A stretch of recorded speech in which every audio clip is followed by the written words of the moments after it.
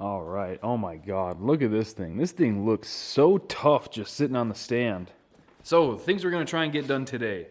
I don't know if I want to try to make the motor mounts today or not, or just get everything off the cradle so that I can get it all cleaned, which I think is where we'll probably start, to be honest. I think we just strip the cradle down, get it all cleaned off, get it all cleaned up. With the transmission off, we can get that cleaned too and get that painted. I'm not really sure what I want to do for this side motor mount just yet. I can weld a tab here that I will drill a hole through and bolt it, and then I'll make something that probably goes into these two holes and then over to that. Just have to make sure that it's not going to interfere with the axle travel, which it shouldn't. And then over here, we can just reuse this and just make a plate deal that goes to that. That'll be fine. I wish I had the actual oil pan for it so that I knew the exact height and everything. But it should be real close to this. I've got this spaced up a little bit so that hopefully that doesn't matter.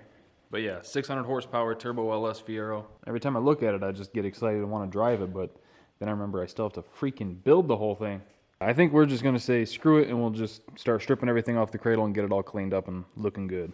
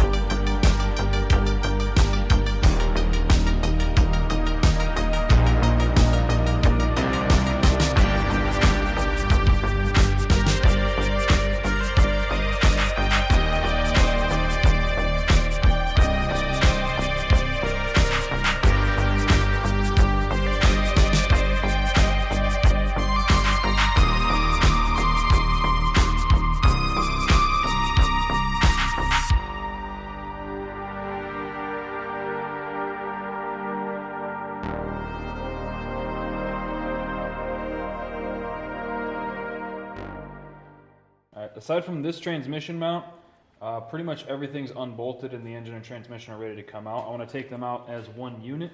To do that, I got to get the half shafts out of it. I just loosened these tie rods, so I'm hoping this will... I don't want that fucking axle to come apart. And you are stuck in there, aren't you? Nope, there you come. I think the problem is just the angle of this one. Now, you never want to hit anything with threads, but sometimes you just have to.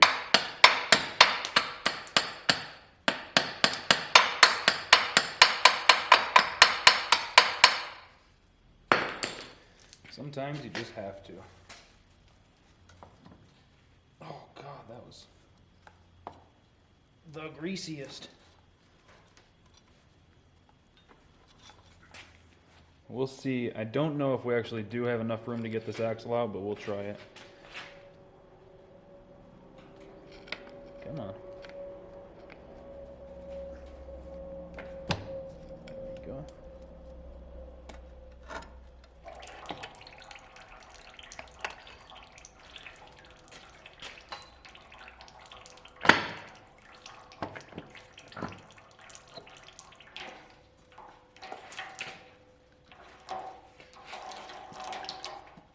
There we go. One axle. Let's see if we can get this other side to pop loose.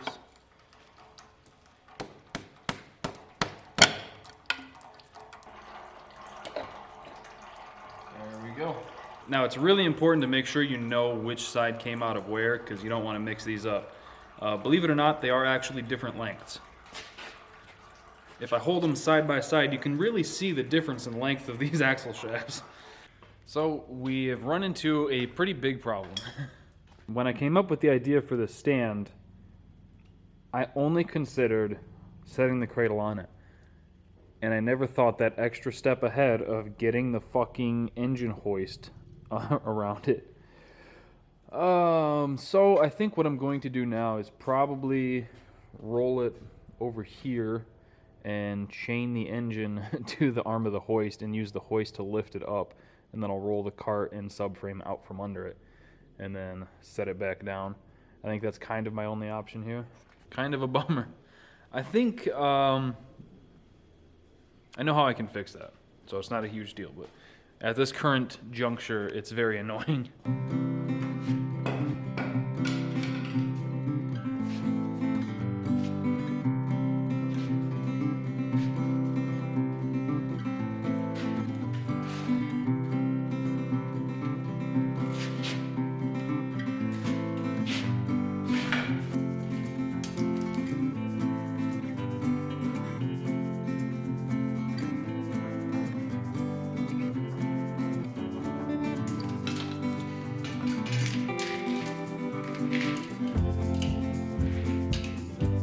Let me take it up. Let me take it up just a little bit so I can get the mount on.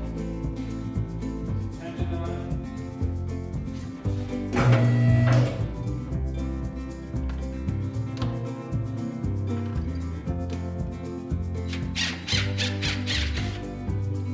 Sweet.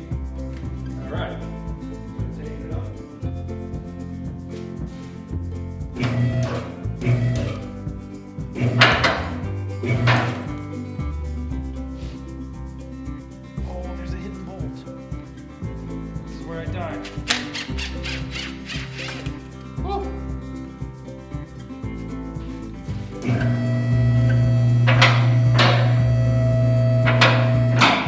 That's how we do it. I'm the improvised king. I'm the king of stupidity. This is going to make a great thumbnail.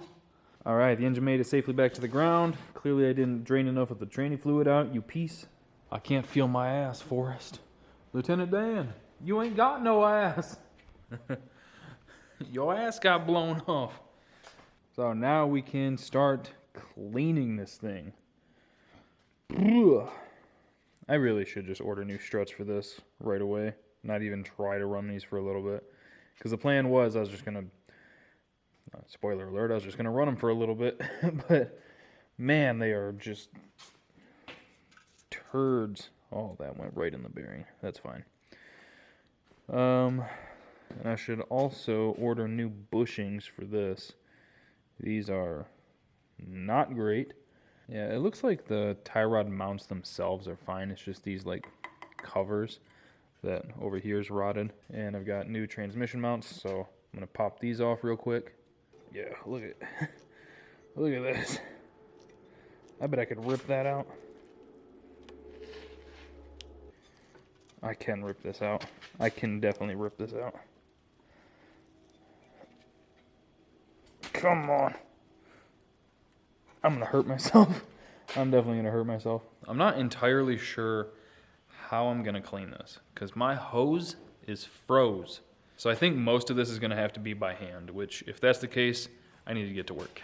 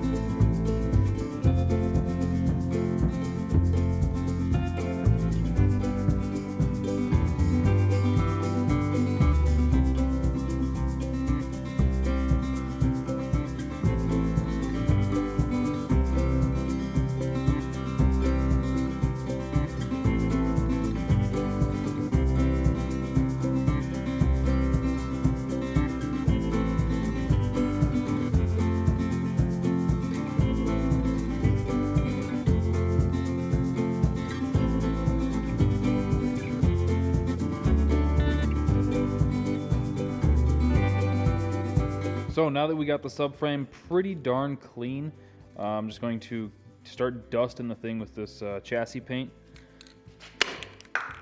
And hopefully we can make it look pretty decent.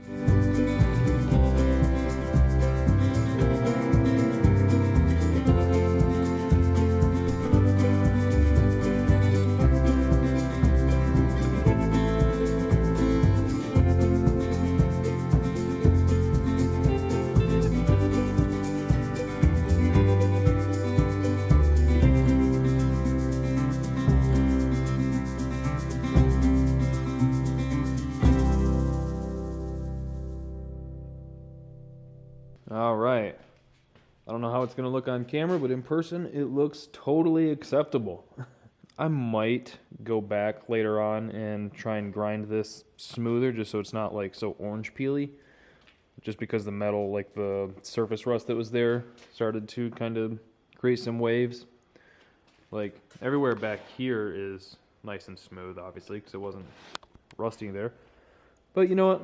I also might just say screw it, good enough. Once it's in the car, it's not going to be a focal point, so maybe I don't care. But we do have to wait for that to dry for a while, so we're probably going to call it here, and I'm going to go in and get this video edited, so hopefully it can be up tonight. And then tomorrow's video, I think we'll get these two legally separated and start cleaning up the transmission, get that painted, and we might be able to put the clutch and everything in it and then get them back together. So, like I said, that's going to do it for today's video. Hope you guys enjoyed it. Thank you for watching. Thank you for subscribing and clicking that bell. We'll see you next time.